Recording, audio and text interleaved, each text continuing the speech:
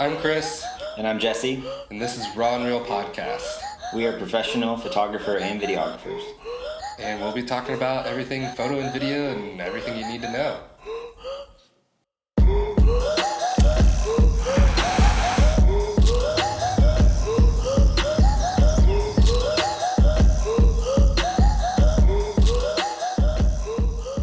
Welcome to the podcast. Welcome back. Welcome back. I'm in the same clothes, so are you. Well, this is just a white shirt. I'm selling you out. Yeah. No chance. Yes, no. I just unzipped my jacket. I got warm. So today we're going to not flip-flop, but we're going to Make kind it of way go into the easier. other side of the photo side. So this is for all your photographers out there. Or if Welcome there's to any Photo Codec. No, just random, is there a videographer that wants to get into photo? I don't know. Sometimes. Maybe. I always say it's nice to dabble. Yeah. If you dabble in both, I'm a dabbler. Dabbler. Your dad dabbler. Dabbler dad. Dabbler dad. Dad the dabbler. Da. Anyways, we're going to get into like photography setup, right? Like the gear that we bring to weddings specifically. Yeah, photo Maybe wedding we'll mention setups. session gear too in there. Yeah, we could probably throw that in. Pretty easy. Pretty snaz. Do you bring a lot of gear? I used to bring a lot of gear to photo weddings, and then I went to a point where I tried to get rid of some stuff. And now, I mean, I bring a considerable amount of gear, but it's all very focused. Define considerable amount. Like so I can fit bag-wise. So I can fit in that Peter McKinnon travel bag. The one I convinced you to buy. Yes, I can fit an entire wedding's gear for 2 shooters in that bag. And so that's, nice. I mean, that's about it. Pretty I have it jam-packed, though. But, like, I used to, have the Pelican case and a backpack.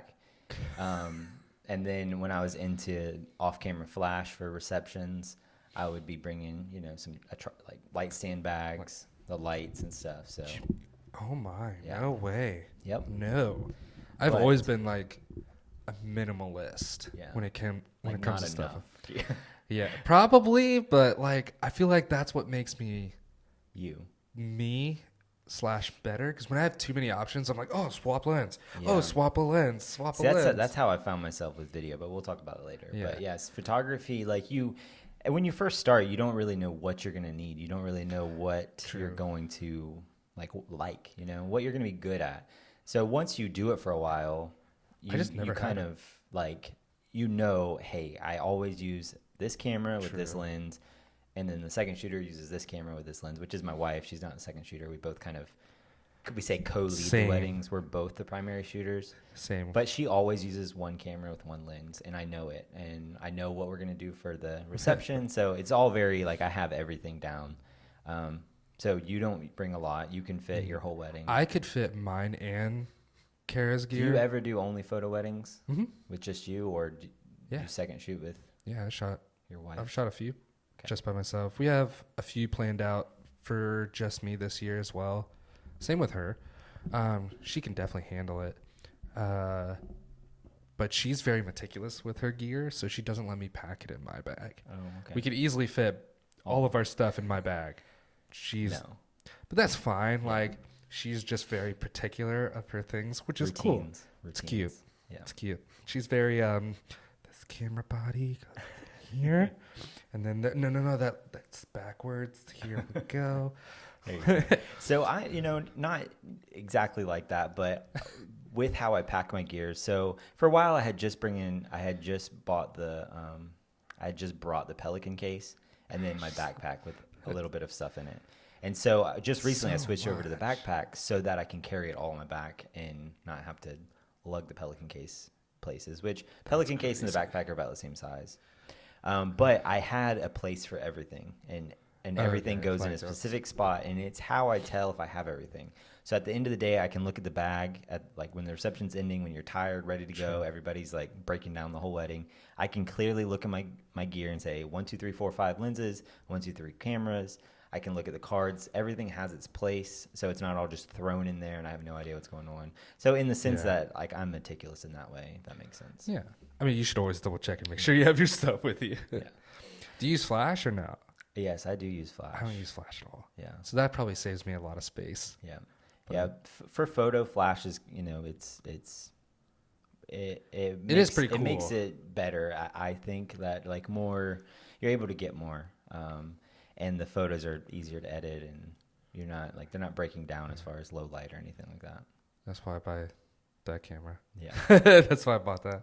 But We'll yeah, get into that though. So first, I don't use let's say, flash. I mean, I'll just start with cameras, I guess. Yeah, camera bodies. So for a while, it was me and my wife, right? And we both had R6s, and a backup camera is the R. Currently, I've upgraded to the R5. So I shoot with the R5. My wife shoots with the R6. And then I have a backup camera as the R6. Sometimes I'll use double cameras during the ceremony. I was just about to say, do you guys go 1-1 and then the one just sits in the bag? Usually, yeah. And then if I do say, oh, I'm going to use it as a backup camera or a second camera for the ceremony, sometimes I'll take 5 photos on it, like put the wide angle on it and get that one wide angle ceremony shot. Yeah. Because we'll get into this later.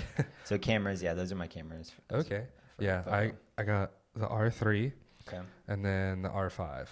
Yeah. I feel like that covers everything that I'll ever need Yeah. for, regardless if it's a wedding or other event or whatever. Kara shoots with her R6 and R is her backup.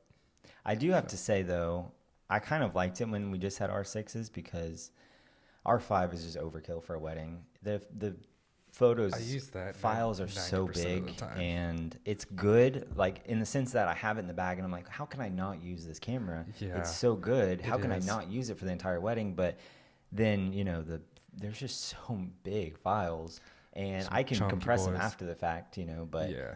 but the raw is huge. And Have you ever used the C-RAW? no, I should try it. It's a game changer. Yeah, Because So- you don't notice any difference in quality. But I have the MacBook with the M1 Max now, and so I don't notice any difference It'll on save my you computer, space. but it does save A lot of space. and card space. 128 is like nearly doubled. Yeah. So that's the only downside, is that I do find myself like the R6 was perfect for photo. It's overall, so in my perspective, I think the Canon R6 is the most perfect wedding camera in the world. No matter what camera system, like whatever is your favorite or anything like that, I think the Canon R6 is the ultimate wedding photography camera. Yeah, I would say if you're going to buy a camera specifically, that's your wife. Can I answer this? Yeah, Pause. you might want to answer that one. You're going to get in trouble. Okay, so what I was saying, right? Back from intermission. The R6 is the best wedding camera. Yeah, I would agree. File size, the quality, everything. Yeah. It's the focus. I mean, everything about it screams to me weddings. And how reasonable price it is. Yeah. I mean, Even for like video, getting started in video with it. Yeah. I know this is like a what's in your bag kind of thing, but like still. Yeah. Like it's solid. It's such a good camera. And I was very surprised. So I'm a huge Canon nerd, and I always follow all their new releases, everything like that. So R5 has been long rumored. Yeah. R6 wasn't a rumor. There was no hint of an R6 until like a week before the announcement. Yeah, that's true. And R5 was coming out, and I was like, this is going to be the most amazing camera. And then, boom, surprise with an R6. And I'm like, oh, okay, well, what's this new camera?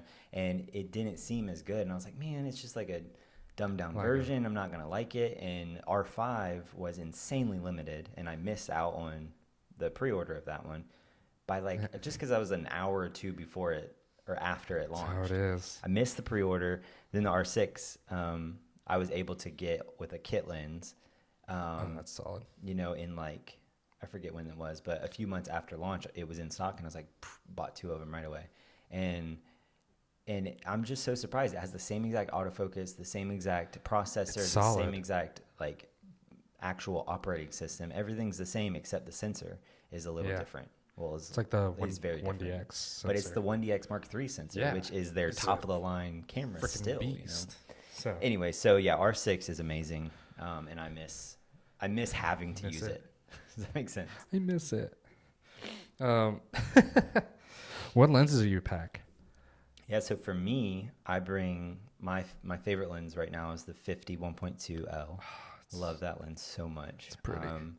And then I also bring this at 28-70 f2. Also, that's my wife's favorite lens. It never leaves her camera. There you go. So I never get to use it except on sessions. But that lens is amazing. It's 3 primes in one. Really it's the most insane lens you'll ever see. It's like over $3,000 now. They've increased the price, $300. And then I bring 70-200 2.8L. That's my go-to ceremony lens. It stays on my camera during ceremonies. Really? Okay. It is so amazing. Every time I use it, it gets the most insane pictures. And I find I question myself every single time I use it why I don't use it more. Especially and then video. You don't use it more. Well, it's just I don't like being that far from the subject. So during the ceremony, it's perfect because you have to be far and you don't have to talk to them, you don't have to direct them. But like it's an amazing portrait lens. But I'm not that type of photographer that could be that far away from the subject. Same. Because which is why I have all wide lenses. And then I just bought the 15-35 2.8L. Love that lens too. It just gives a completely different look though. I use it mostly at 35 because I feel like I say this every week, but Canon still does not have their 35L out.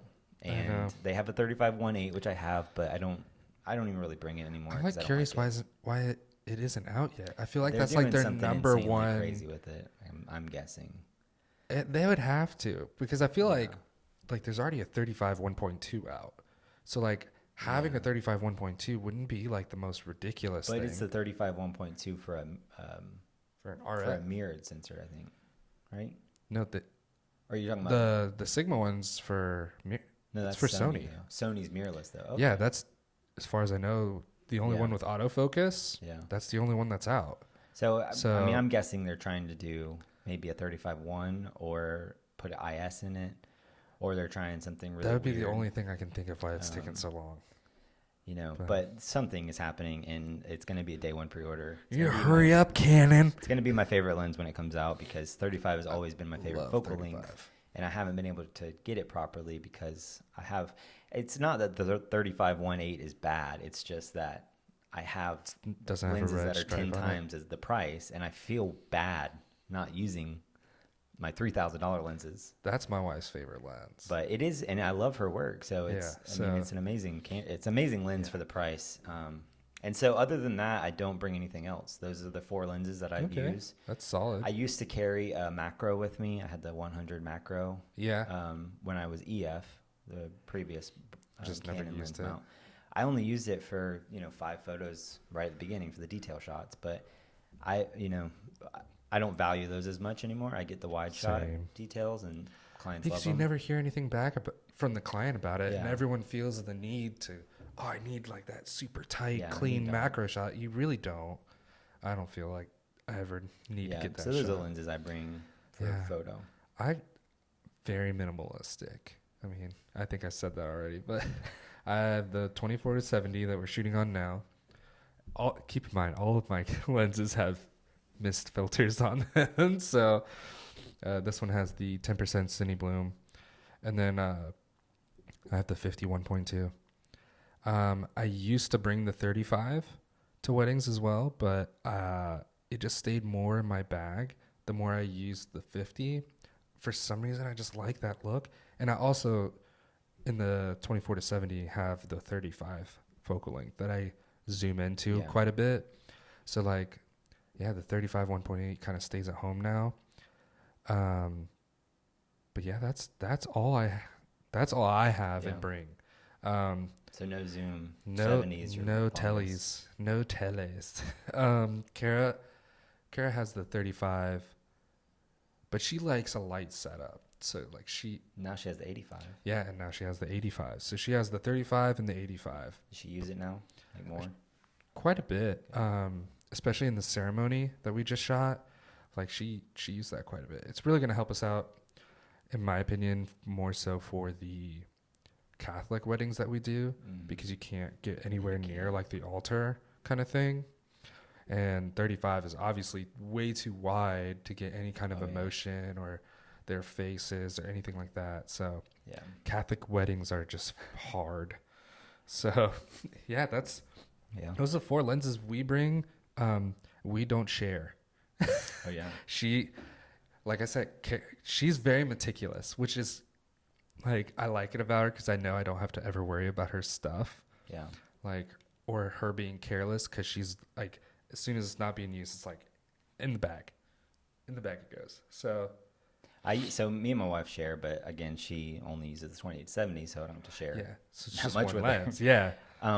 We used to though. So getting back to obviously EF or getting first started, I recommend primes over zooms.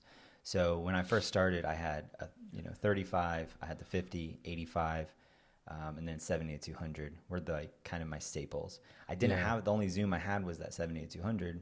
And the reason is that on like Sigma lenses or the less expensive brands, primes are way better quality than zooms. True. Until you start spending $2,000-$3,000 on the lenses, that's when the zooms also true. Beat them, So now that we've switched over to Canon RF, the 28-70 it's just too good not to use. The 15-35 is just so sharp, and the focus on it is insane. Yeah. So quiet.